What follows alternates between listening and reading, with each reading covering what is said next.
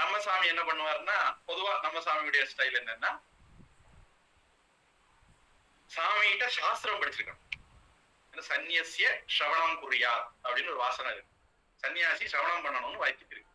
இந்த சாமிகிட்ட சிரவணம் பண்ணவங்க, சாஸ்திரத்தை கேட்டவங்களா இருந்தா சாமி முன்னுரிமை கொடுத்து அவங்களுக்கு சன்னியாசம் கொடுப்பாங்க. அது சாமி பொதுவாக வயசுக்காரிகள் பாக்குறது எப்ப சிரவணம் பண்றாங்களோ அதுக்கு பிறகு அது சாமிகிட்ட கோர்ஸ் முடிச்ச பிறகு கொடுப்பாங்க. விதிவிலக்கு இருக்கலாம். ஆனா பொதுவா சாமியுடைய நியமம் இந்த மாதிரி இருந்தது. வேற வேற சம்பிரதாயங்கள் இந்த விஷயத்திலயும் வேற வேற மாதிரி இருக்கு.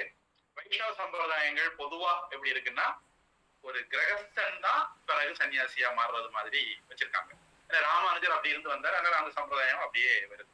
சங்கரர் பிரம்மச்சரியத்து குதிச்சு போயிட்டாரு, அதனால சங்கர சம்பிரதாயத்துல எல்லாரும் பிரம்மச்சரியம் இருந்து குதிச்சு போறது பார்ப்பாங்க. இதெல்லாமே சாஸ்திரபூர்வமானதா, எல்லாமே சரியானதும் தான். இது சந்நியாச தீட்சை அப்படின்னு சொல்லுவாங்க.